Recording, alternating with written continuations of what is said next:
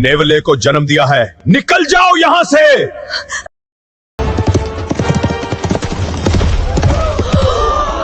एक समय की बात है, एक बड़े राज्य में एक राजा रहता था।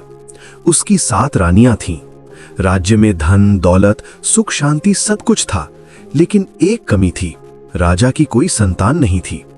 राजा दिन रात इसी चिंता में डूबा रहता था। एक दिन महल में एक पंडित जी आए। राजा ने अपनी सारी परेशानी उन्हें बताई। पंडित जी ने ध्यान लगाकर कहा, महाराज आप पूजा करें और फिर एक ऐसे आम के पेड़ के पास जाएं जिसमें 7 आम एक साथ लगे हों। उन्हें एक ही बार में तलवार से काटें।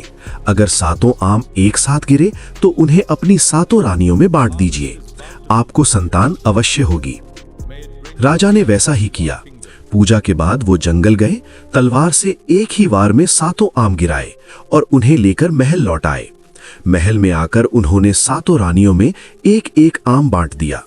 लेकिन उस समय छोटी रानी रसोई में काम कर रही थी। बाकी रानियों ने चालाकी से उसे काम में उलझाए रखा। उन्होंने सोचा अभी रख लेते हैं, बाद में खा लेंगे। धीरे धीरे सभी रानियों ने अपने अपने आम खा लिए। जब छोटी रानी की बारी आई और वो आम खाने गई तो उसने देखा कि उसका आम पहले से ही थोड़ा कटा हुआ है, जैसे किसी ने उसे खा लिया हो। वो कुछ देर सोचती रही, अब क्या करूं, लेकिन अंत में उसने वही आम खा लिया। समय बीतता गया। कुछ महीनों बाद महल में खुशियां छा गईं। 6 रानियों ने सुंदर राजकुमारों को जन्म दिया, लेकिन छोटी रानी ने एक नेवले को जन्म दिया। ये देखकर पूरे महल में सनसनी फैल गई। राजा ये देखकर हैरान और दुखी हो गया।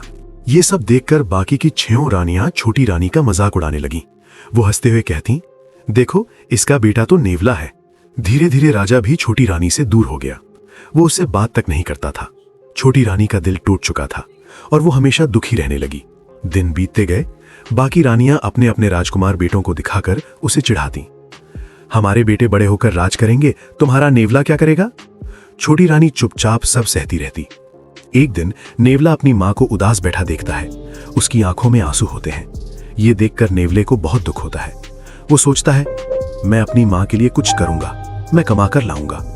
वो अपनी मां के पास जाकर कहता है, मां मुझे कुछ खाने के लिए बांध कर दे दो, मैं कमाने जा रहा हूं। ये सुनकर सारी रानियां जोर जोर से हंसने लगती हैं। अरे सुनो सुनो, नेवला कमाने जा रहा है। छोटी रानी भी दुखी होकर कहती है, बेटा तुम कैसे कमाओगे?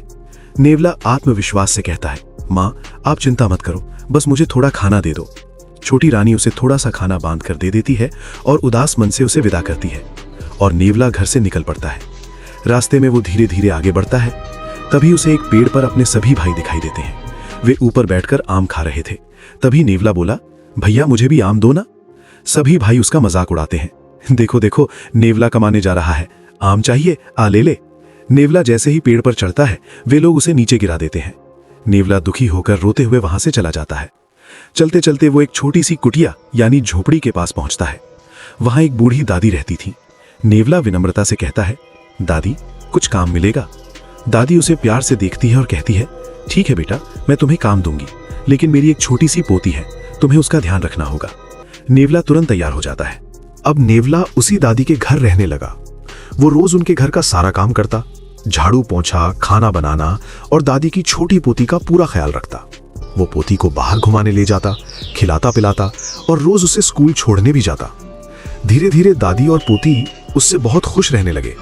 लेकिन नेवले के मन में एक सवाल उठने लगा, दादी कहीं काम नहीं जाती, कोई उन्हें पैसे भी नहीं देता, फिर इनके पास इतना सब कुछ आता कहां से है?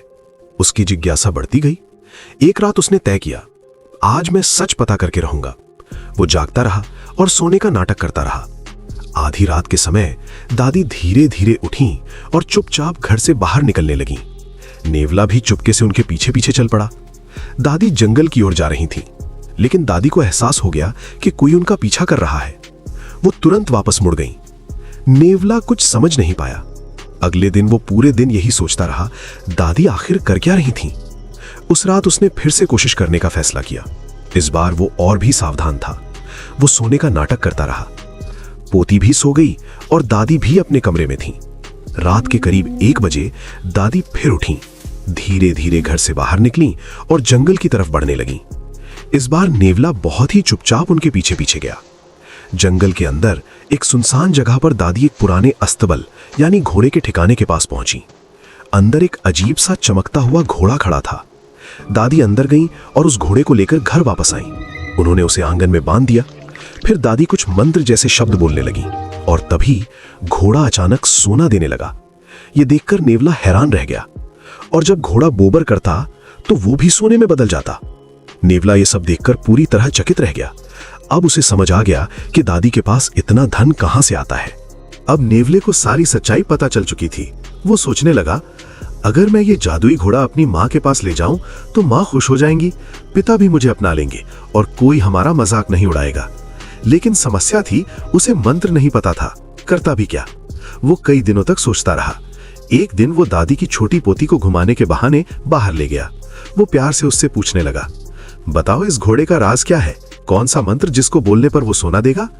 पहले तो बच्ची ने मना किया, लेकिन नेवले ने उसे थोड़ा डराया, अगर नहीं बताओगी तो मैं तुम्हें काट लूंगा। डर के मारे बच्ची ने सारा राज बता दिया, कैसे मंत्र बोलने से घोड़ा सोना देता है। नेवले ने उसे सख्ती से कहा, मंत्र भी बताओ। लड़की ने डरते डरते मंत्र बोला, घोड़ा जी सुन लो मेरी बात, सोना दे दो जल्दी जल्दी, नहीं तो होगी रात। नेवले ने बोला, दादी को कुछ मत बताना वरना अच्छा नहीं होगा। उस रात जब सब सो गए, दादी और पोती भी गहरी नींद में थी। नेवला चुपचाप उठा और जंगल के उस स्थान पर पहुंचा। उसने घोड़े को खोला और लेकर भाग गया। लंबा सफर तय करके वो अपने घर यानी महल पहुंच गया। दोपहर हो चुकी थी। वो जोर से चिल्लाया, माँ जल्दी आओ, आंगन की लिपाई पुताई करो। छोटी रानी हैरान होकर बाहर आई। ये क्या है बेटा? बाकी रानियां जोर जोर से हंसने लगीं। देखो देखो, नेवला घोड़ा लेकर आया है। लेकिन नेवला गंभीर था। उसने कहा, माँ जल्दी से आंगन साफ करो और आंगन की लिपाई करो, फिर देखना क्या होता है। छोटी रानी ने उसकी बात मानी। आंगन को अच्छे से लीप पोत दिया गया। नेवले ने घोड़े को बीच आंगन में बांधा और धीरे धीरे मंत्र बोले, घोड़ा जी सुन लो मेरी बात, सोना दे दो जल्दी जल्दी, नहीं तो होगी रात। घोड़े ने सोना नहीं दिया। नेवला घबरा गया, क्या हो रहा है? घोड़ा सोना क्यों नहीं दे रहा है? तभी सारी रानियां हंसने लगी। सोना दे दे मेरे घोड़े, जल्दी जल्दी सोना दे दे। सब हंस हंस मजा लेने लगी। तभी नेवले को याद आया, मैंने मंत्र गलत बोला है। फिर वो सही मंत्र बोलता है, घोड़ा जी सुन लो मेरी बात, सोना दे दो जल्दी जल्दी, नहीं तो होगी रात। कुछ ही पलों में घोड़ा सोना देने लगा, और जब उसने गोबर किया वो भी सोने में बदल गया। ये देखकर सारी रानियां हक्का बक्का रह गईं। अब किसी के मुंह से आवाज नहीं निकल रही थी। तभी राजा वहां पहुंचा। इतना सारा सोना देखकर वो चौंक गया। ये कैसे संभव है? नेवले ने सारी सच्चाई बता दी, कैसे बाकी रानियों ने उसकी मां के साथ धोखा किया था। ये सुनकर राजा गुस्से से भर गया। उसने बाकी रानियों को कड़ी सजा दी। उसने गड्ढा खुदवाया और उसमें गुड़ खाड़ भरकर सभी रानियों को उसमें गिरवा दिया और उसमें कुत्ते छोड़ दिए और छोटी रानी से माफी मांगी। राजा ने नेवले को गले लगाया, तू ही मेरा असली बेटा है। अब छोटी रानी को महल में सम्मान का स्थान मिला और नेवला भी सबका प्यारा बन गया।